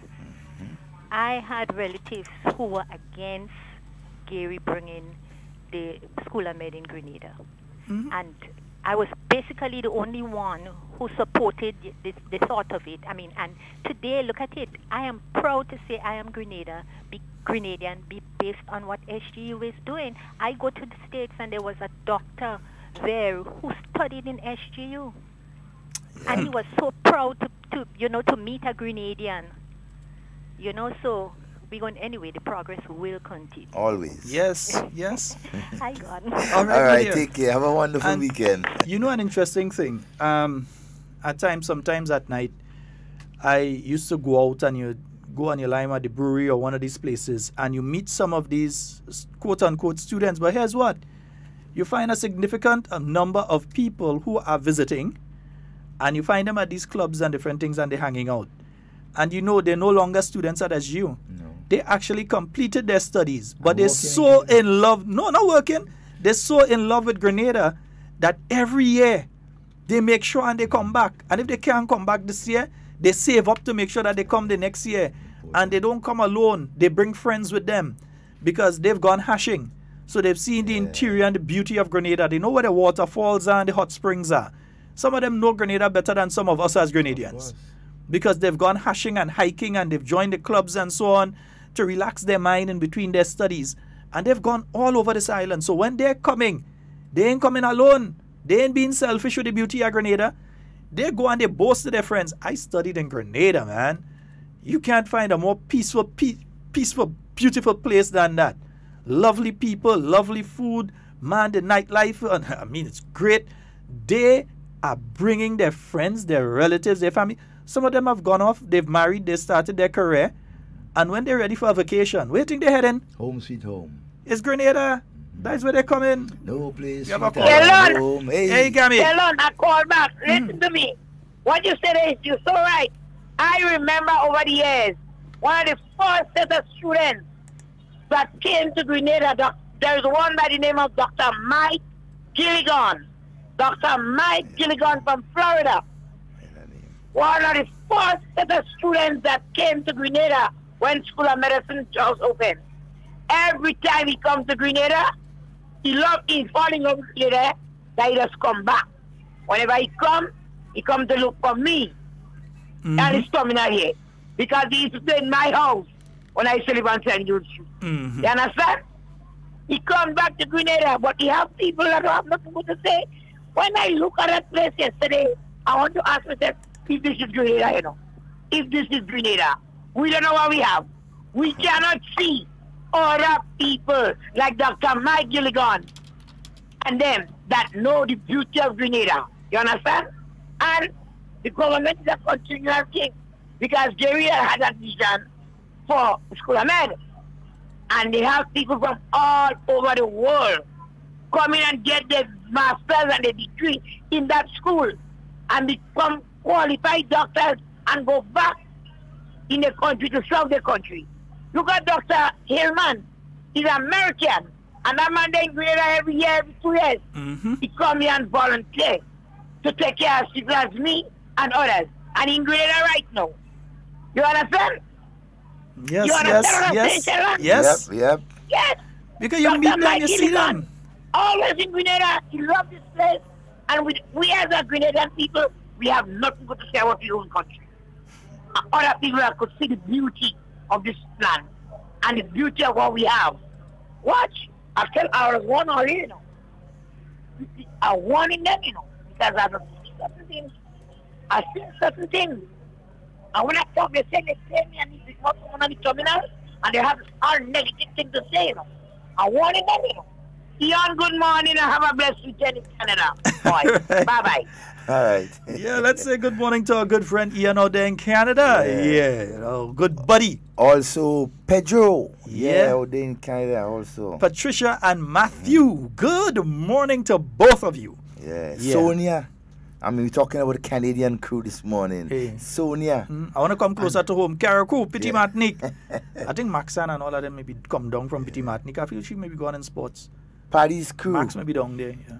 Paddy's crew. Hey, I haven't heard from the crew up there in a while. Don't Carol, what's up? They're going to Good call. morning, Right my now, dear. they may be busy watching the sports because, you know, it's just down the road for them. Down the road just there. Nah, but they have to walk. They have to walk. No, Paddy, watch. Can I split it? So let some go now, and then later on, let them come back and the others go. He's a nice fella. Yeah, So. we know you understand what you're saying. Paddy's so nice. Paddy's so nice. I'll leave Grenada and go up there just to buy things from him back again, Grenada. Yeah, serious. that's how nice the staff at Paddy's Enterprise in Carriacou is, you know. I'll leave Grenada, go up to Carriacou and buy something I could get in Grenada and come back down here. Yeah, that's how nice and he is. You have some wonderful staff. Yeah. Wonderful staff. Yeah. You understand? So, yeah, he has some weed whacker that more look like chainsaw to me, but anyhow. Anyhow. Yeah, so Grenada's economy is growing. There are those who refuse to believe the truth. They will see it, they will feel it, they will know it and not accept it. Yeah? Because the economy is growing. Yeah, there's not like the days back in 2012 when you could go up in St. David's and Beaton right now and go on the blocks and find a pile of fellas linemen. Yeah? You can't find any fellas you find linemen there because they want a lime or they're in between jobs. Watch, eh? It's either they want a lime or they're in between jobs. A serious thing, eh? Yeah. Work all over the place. I know for a fact, and I ain't asking nobody that. And I'm talking about in St. Andrews. Mm-hmm. You want a carpenter or a mason at this point in time, short notice, you will never get them. Trust me, you will not get them. Mm-hmm. You have to ask a carpenter or a mason, a skilled person, at least 2 weeks or 3 weeks in advance, if they could come and do something for you because of how they are booked up. You see, because they are moving from job to job, and it's a fact, that we are short on skill, a lot of skill. We need much more skilled labor. That is why it's so important that the whole question of SGU comes in again, educating but not our only young SGU, people. NULO, because NULO is taking on again. some students. They've started taking on a new group of students. They have some that are due to graduate this year in 2 groups. NULO, TAMCC again, and the TAMCC program remains so very important. And you see, there are students that are going through the Imani program into TAMCC, and they are receiving that assistance to go through some of the programs in TAMCC. So while some people try to make the Imani a bad word, and there are many people who continue to try to make the Imani a bad word, yeah? So they want, every time you think of Imani, you think of something negative.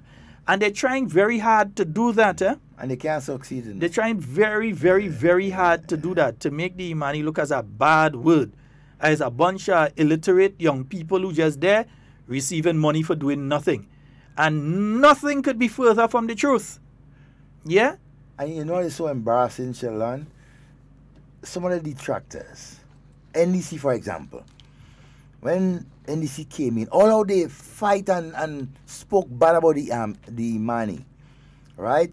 They had no other choice than to continue, right, to encounter the young people because it was so important. Despite they speak all sorts of malice right after fire in 2000, and treat them so bad, right? You come and you lose, and the Imani, the young people of our country is being given more opportunities now. You still mad. What you want?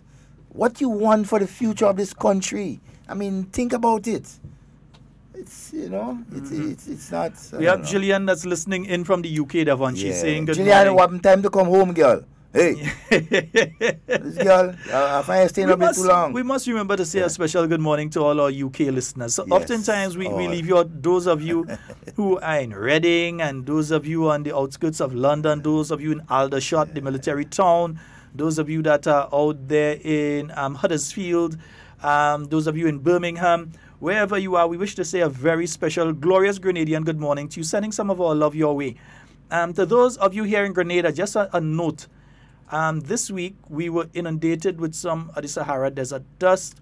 Some of the information I've picked up from meteorological sources, my tongue nearly tapped saying that, is that over the next few days, we will have another batch of dust coming through again. Not as thick as earlier this week, but we will have another batch of Sahara Desert dust passing through from later today, tomorrow, and getting at its peak on Monday. So you will have some more of that coming through. Hey, good morning, Sheldon. Good morning, Devon. How are everything? Hey, quite fine, man. We realize you're busy these days, man. Yeah, I woke in the morning, 10 I was leave home for 5 o'clock to come to work, take off at 6 o'clock, man. Okay. That was the Halik program. I didn't work, eh? We keep moving. You're moving. We keep it moving, brother. Can't stop it. But go right ahead. Yeah, so, brother, I want to say something different between NMP and NDC. For the past, last term NMP in government, the economic always be on a positive growth. NDC always have a negative growth. So you see the difference between these two parties. You have a leader that knows how to run a country, while you had a leader before already know to make chaos.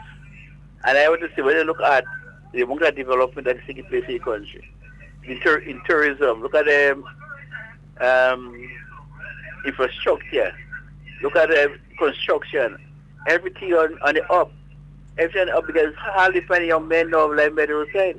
Because they getting jobs too, because I don't even come to work when I was 5, because 5:30, to see the amount of vehicles living in the country to come down to take people to work. So you can see that is a positive sign because people getting jobs. You cannot employ everybody. So what the government is doing, making the environment right for other people to get work in the private sector. So I want to say kudos to the government for doing a wonderful job, and let us agree on the right path. So let us continue to do what is right. You can't stop people criticize. You don't go to criticize, but they go come around later on in life. Because you know, people don't want to see what is going on, but they can see it, but they just cannot say what they see. The most are so negative. And when they look at the three prime minister, Bishop, Gary, and Dr. Mitchell, what is the enemy of progress? And I always say, brother Sheldon Devon, whatever good that's going on in the country, appreciate it, because any good that come to the country, everybody benefits.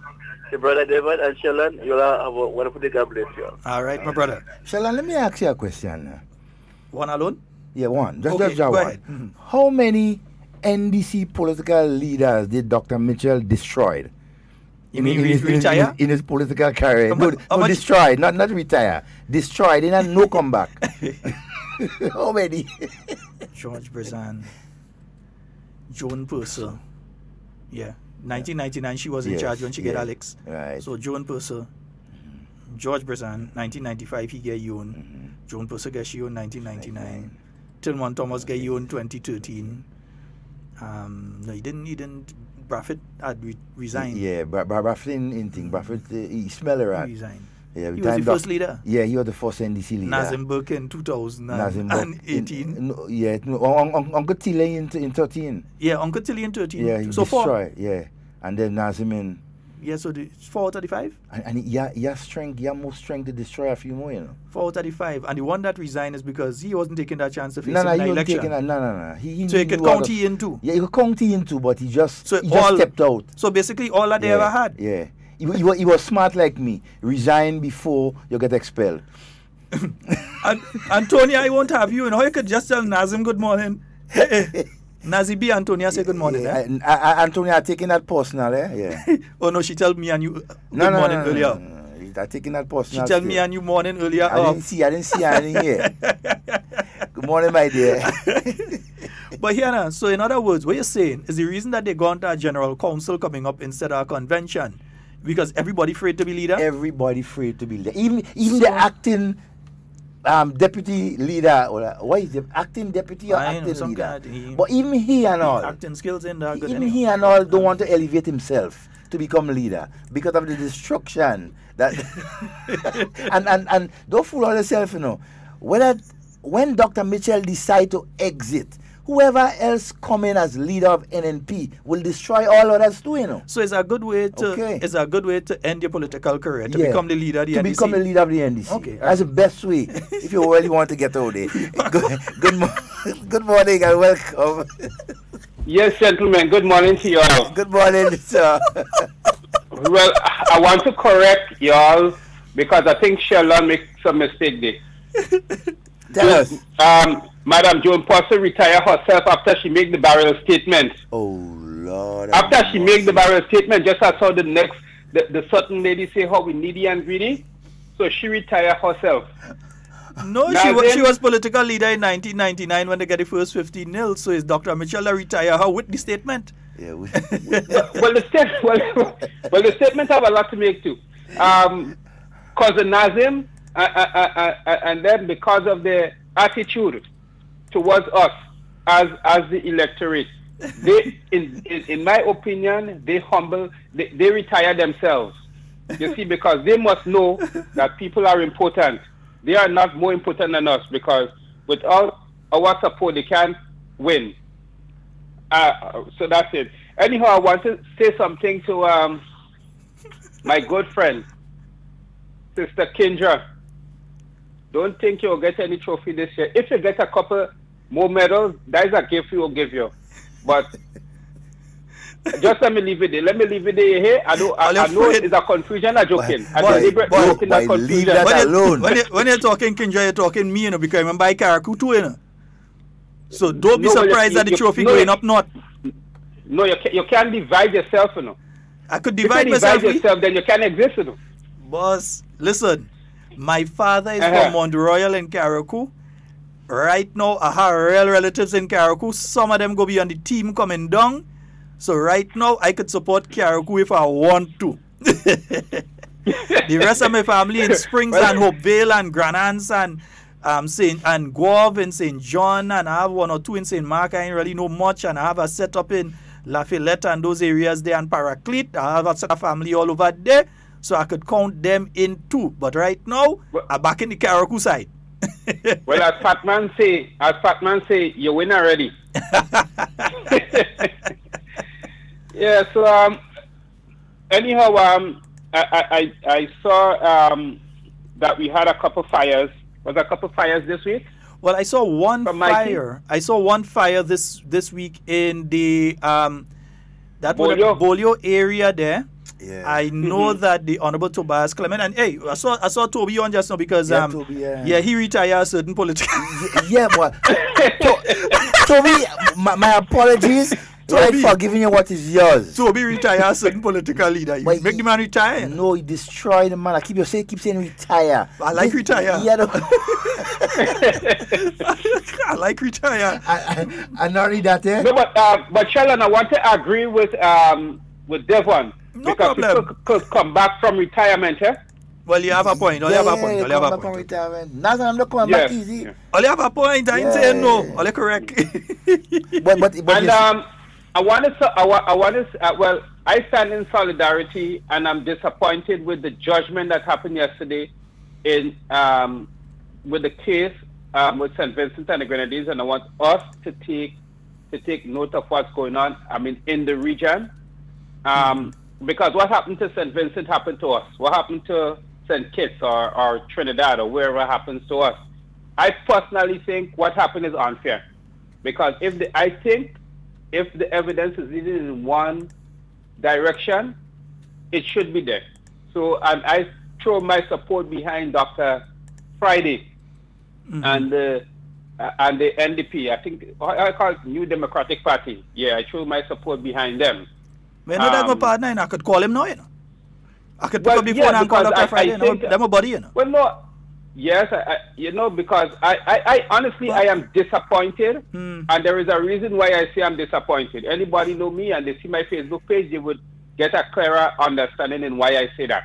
But I don't want to say certain things on air. But I am personally disappointed with the judgment. I think, in all fairness, it was not an honest judgment, and not all judgment that the court handed down is fair. And I don't think they can go further. I'm not sure if they can go further with it, because I don't think the CCJ is their final appellate court. I'm glad that I say that.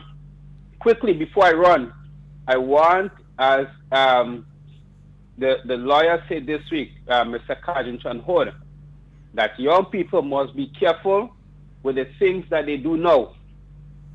We see what happened with the case that we got a ruling, I think, was it this week from England, where this, I forgot the gentleman name, cannot practice law because of something that was done over 30-something years ago. And we might say, oh, well, it's only 30-something years ago. Yes, but it would follow you. And even today, things would follow you right around the globe. So, young people, be very careful in what you do. Think twice.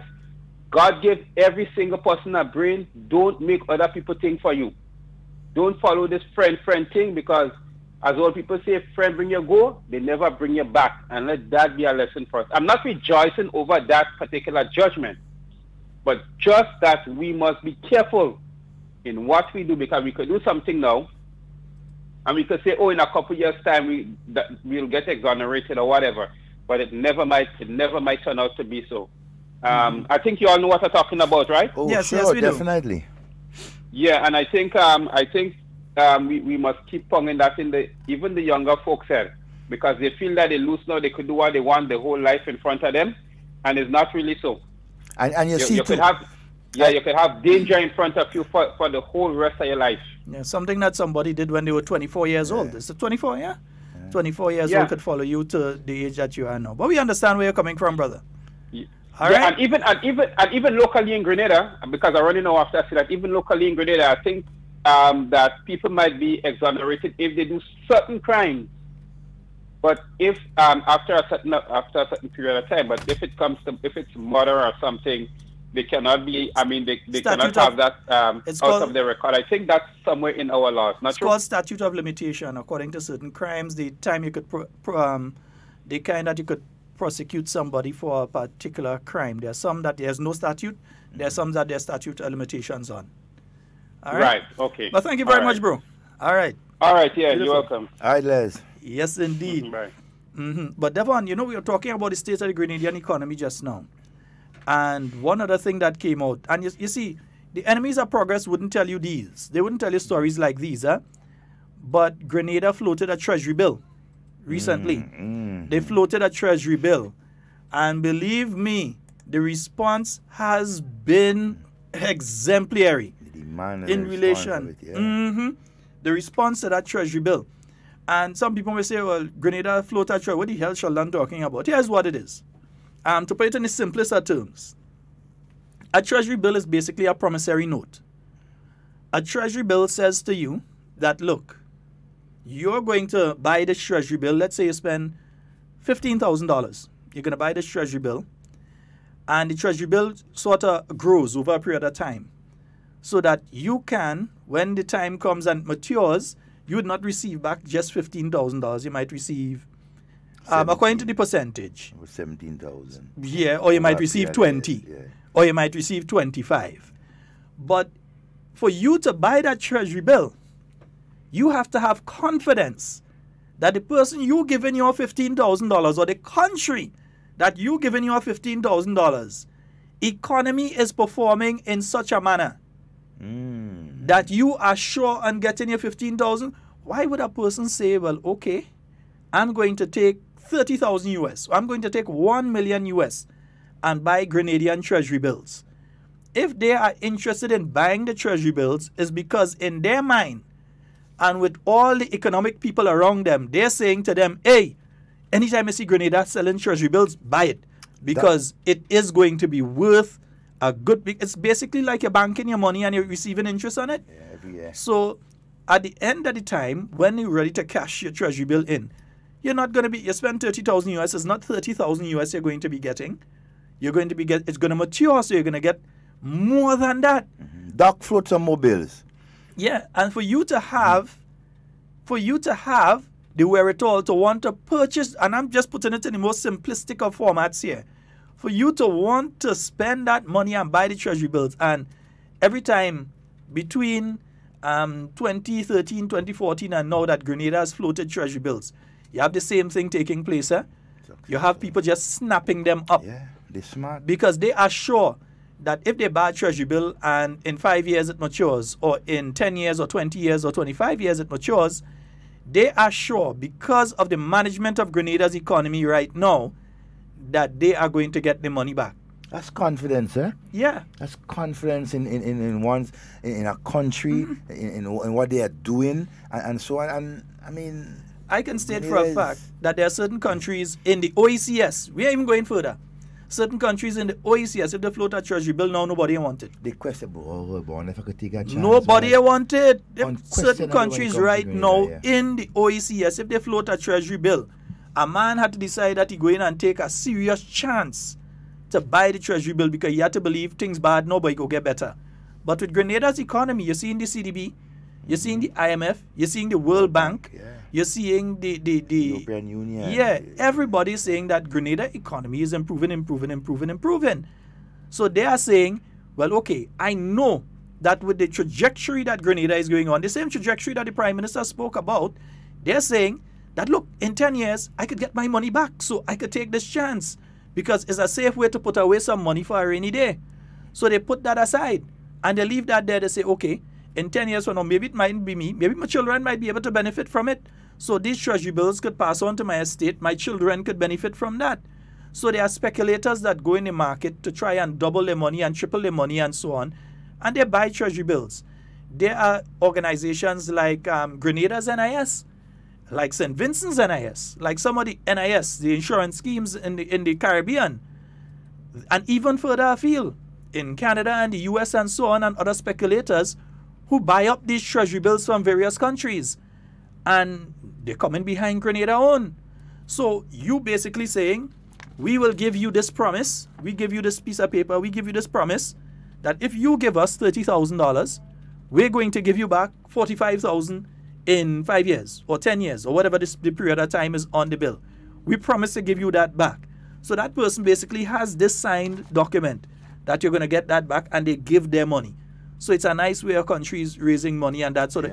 You don't want to overdo it because, and that's why the government of Grenada doesn't just say, let's vote $1 billion in treasury bills or so. You don't want to do that because then you're putting your economy in a tenuous state 5, 10, 20 years down the road. So that's why it's done in a specific manner, a manner that can be dealt with in the future. And for all the international agencies, those bald guys that sit in those different banks and so in New York, in the stock exchange and so on, say, wait, Grenada floating bills, buying that. And in Australia or in the UK and say, Grenada floating bills, or Germany are buying that. It means that Grenada's economy is performing to the level that people are interested. We have one call, I think will be our final call for today. Good morning and welcome. Good morning, Mr. Romain. Papa, morning. Let me don't waste 1 second. You better. Now, I quickly want to talk about here the decision by the U.S. administration to call up some of our Caribbean brothers and sisters for this for this meeting. I'm surprised that not in the White House. But what I want to say here is this: I'm not a hater of the U.S. I don't dislike the United States. But when we see, the hypocrisy, that exists right before our eyes, it's difficult for us to support them blindly. When we look at the U.S., track record, when it comes to regime change, it is disastrous. It's a failure. And it have not worked. Let us look. This is not no innuendo, not a pie in the sky. Let us look at Syria, Yemen, Libya, Afghanistan, Iraq, Vietnam, Cuba, and Iraq. Look at it. It have not worked. And let's look at the allies. Let's look at these people. Saudi Arabia, Kuwait, the UAE, Egypt. No democracy, no human rights, my brothers and sisters, but that is their ally. And still for all, they have an embargo against Cuba, whilst their biggest trading ally is China. And hear this, the 25% gratuity, the decision to pay the 25% gratuity could come maybe in 3 years' time from the court. And if the court make that decision, yes, brothers and sisters, in 3 to 4 years' time, I'm convinced the government would agree to pay. What we are saying is that, what the government is saying, they just cannot pay now. And when the time comes, if that materialize, the government will pay. the big picture will be okay and nothing will change. Gentlemen, I trust you will have a pleasant weekend. All right, my friend. Thank you very much. The fiscal responsibility legislation. But Devon, just before we run off, just want to give persons a quick reminder. Remember, tomorrow, Shine 2, it's taking place at the Deluxe Cinema in Grenville. Go on out there, support the women of the Royal Grenada Police Force. Prince Charles will be in Grenada tomorrow, Devon. Prince Charles will be in Grenada tomorrow. No many individuals will be going out there to see Prince Charles, those who are taking part in the activities. The future king of the Commonwealth. Yeah. But remember, when these guys talking about all the negatives about Grenada this and Grenada that and Grenada the other, just tell them this. When treasury bills were being floated during the period 2008 to 2012. Oh, God, that wasn't treasury bills. Imagine, one of the reasons that the NIS ended up with this set of properties and thing is because even the Grenada NIS refused to take treasury bills from the government of Grenada. It's no joke, you know. No, let's talk the things. And that's reality. The National Insurance Scheme, they said, we ain't taking no treasury bills. Imagine that. You take treasury bills from Nazimbok. You had to be the biggest dummy in Dumland. Think about it. You have to be the stupidest in stupid land. To get nothing in return? Nah. You would have taken a treasury bill from Nazimbok. That don't make no sense. So they said we ain't taking no treasury bills because all the treasury bills basically worthless. That was under the NDC administration. Yeah. Your treasury bills are worthless. We don't want it. So that's how they ended up giving them property and trying to give them shares in a company, Grenlec, that they could not give them shares in, and making the National Insurance Scheme at the time pay for shares, $10 million, for a set of shares that they could not legally turn over to them. But they even sell property the NNP government had to come and pay. They even sell property that does not belong to the government. Exactly. Ooh. Because things were so bad that nobody wanted their treasury bills. Yeah. Meanwhile, under the NNP administration, people from all over the world diving in, investors. And these are no people that don't understand business and not looking at the data to see if Grenada's economy is growing. They're not going to risk taking 100,000 US to buy shares, to buy treasury bills here in Grenada. They're not going to take 100,000 US to buy treasury bills without the understanding that they're going to get their money and more back when the time comes. They speculate in this thing. This is what some of them do for a living. And they're taking up Grenada's treasury bills. Understand what that means. That means that they have confidence that Grenada's economy is headed in the right direction. Oh, yeah. Kudos to Prime Minister Keith Mitchell. Kudos to the Ministry of Finance. Kudos to all of the other ministries who, through their work, are contributing to the development of the Grenadian economy. And no stopping us now. We're on the move. Yeah, you understand? So, folks, that's all the time we have for Hard Talk today. It's been wonderful being here with you. To those of you who have been listening to us on terrestrial radio, we say a very fabulous weekend. We hope you have a wonderful one. And to those of you who've been listening to us online on www.hardtalkgrenada.com, Hard Talk Grenada live on Facebook and Hard Talk Grenada on YouTube, as well as the City Sound, Sister Isle, and Noise Radio websites. We say we hope that you all have a fabulous weekend wherever you are. And to those of you that called in today and for the entire week, we thank you also very much for your contributions. And for those of you that have listened, we like to thank you also very much. We love each and every one of you. So in whatever you say, whatever you do, do it safe and secure. We want to be speaking to and with you. And not about you. We are out of here.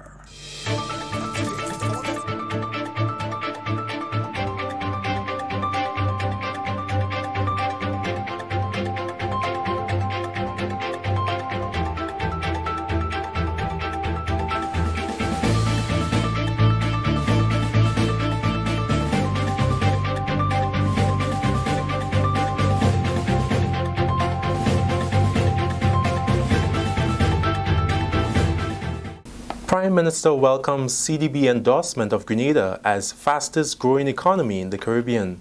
Stay with us, the National Report begins now.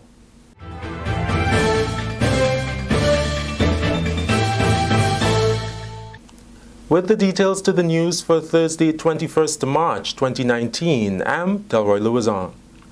Prime Minister and Minister for Finance, Dr. the Right Honorable Keith Mitchell, has welcomed the report from the Caribbean Development Bank, the CDB, that Grenada remains the fastest growing economy in the Caribbean. The CDB's latest country economic review for Grenada states that in 2018, Grenada continued to be the fastest growing economy in the region. Growth was estimated at 5.2% for the year, which translates to a 5-year average of 5%.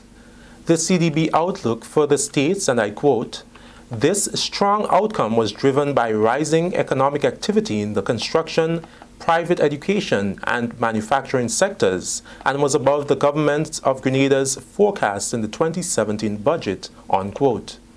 Growth in the construction sector, according to the CDB, was 14.9% over 2017 figures. Reacting to the report, Dr. Mitchell said, quote, "The CDB's country economic review of Grenada is really not surprising. In fact, it validates the statistics provided by the Ministry of Finance.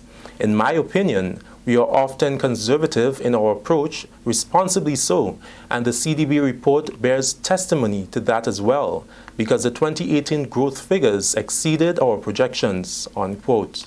The Prime Minister added that the local economy has experienced consistent growth for the last 6 years, and it is important that we maintain that positive trajectory. Therefore, government remains committed to facilitating continued growth and expansion of the sectors that are performing well and improving performance in those that are not. According to the Prime Minister, the debt-to-GDP ratio continues to decline, and we remain on course to meet and, in fact, surpass the target of 60%, well ahead of the 2030 deadline set by the Eastern Caribbean Central Bank.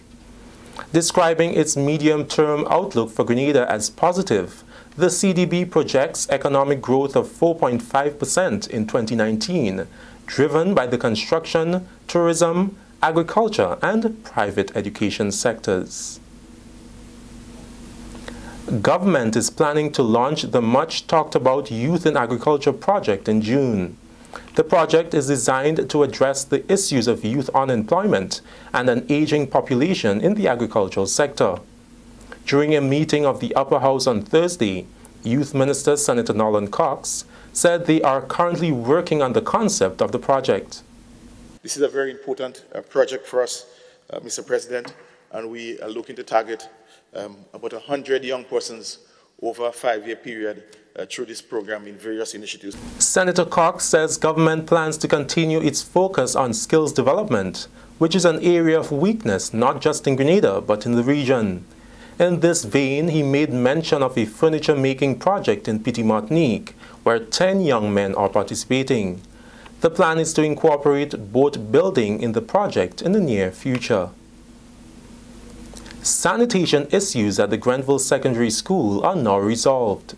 In an interview today with Nigel Noel, an engineer with the Ministry of Infrastructure Development and Public Utilities, it was confirmed that all major work is completed. Students resumed school on Thursday, March 21st. We get the details from Annette Moore. Repairs to the Grenville Secondary School's soakaway facility are now complete, and parents, students and staff can now breathe easier, with toilet facilities at the school now functioning as normal. We had block up in the digester of the septic tanks. At the end point of the sewer system that takes care of all the waste that is deposited and flushed down the lines. So we had to reroute some of these lines. Some of them they had wrong or bad grade, right, in terms of slope and levels. So we had to redo and ensure that we can have a smooth function and flow of the feces that comes down into those lines. Noel further explained the issues encountered, which delayed the speed at which the repairs were done. The contractor would have encountered some difficulties in terms of there was some concrete beams that he would have that would have traversed some of the pipes or the path in which the pipes would have. And so he had to do some additional excavations, which would have taken a longer time to get done. We had to get the right equipment, right tools to get that out of the way. With this accomplished, work proceeded smoothly and has been successful. Right now the job is practically complete, right? What is left is just some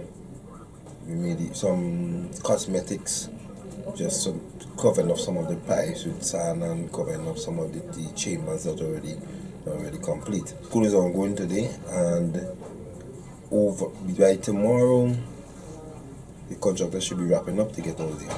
For the National Report, I'm Annette Moore. This is the National Report. More news after the break.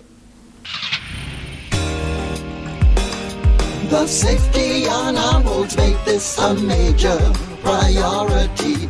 Health of our people, a crucial necessity. Accidents happen when road users are either irresponsible or inconsiderate in one way or the other. Play your part. Reduce your speed. Be attentive. It is your personal responsibility. Let 2017 be the start of no more road fatality. Be safe, be seen, be smart. So let's wise up as a nation. Get to your destination safe.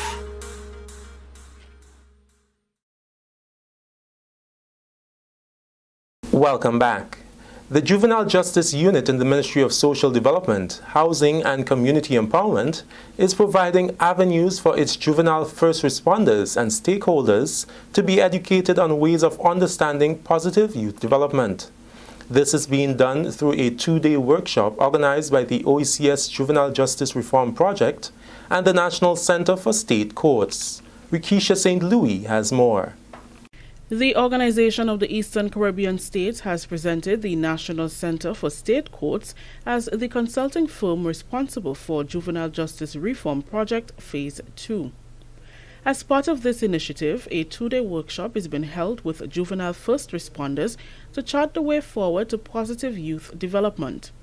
The core purpose of the positive youth development training is to equip those critical agents who are in a youth's life with the knowledge and understanding of positive youth development.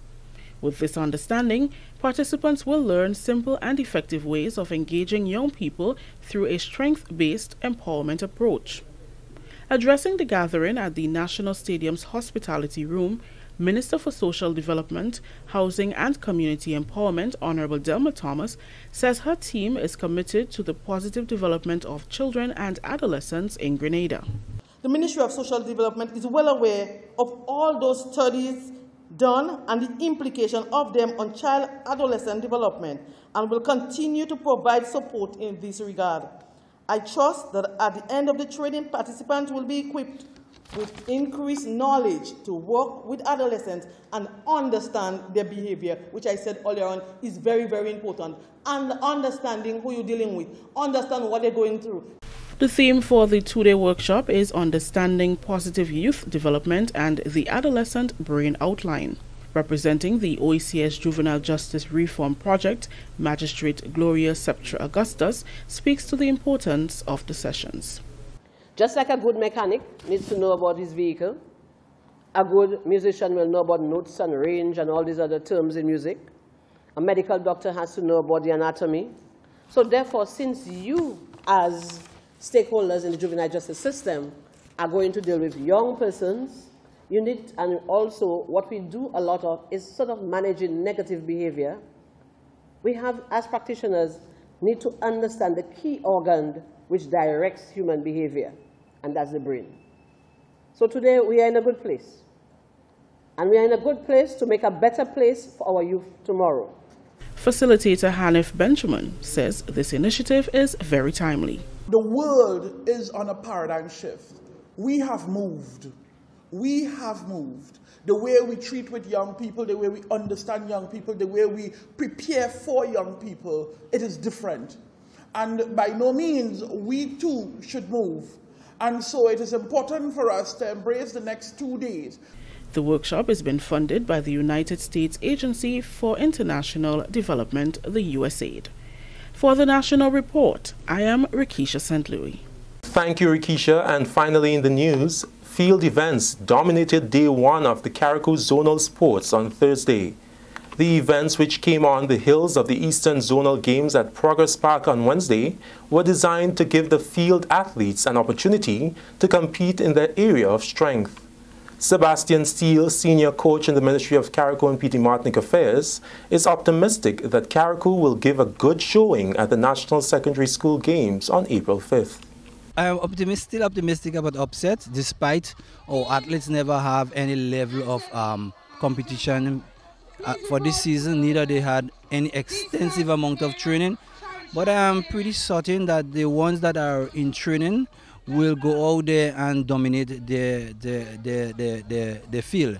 We know that Avanella Andrew and Zane McFarlane and Elvis Gay and Anthony Madison, just to name a few, will go to Grenada and perform exceedingly well. So I'm confident there could be some surprises at the national championship. Track and field action will take center stage on Friday. That story brings us to the end of the National Report for Thursday, 21st March 2019. Recapping the headline, Prime Minister welcomes CDB endorsement of Grenada as fastest growing economy in the Caribbean. On behalf of the entire news team here at the Government Information Service, thank you for joining us. I'm Delroy Louzan.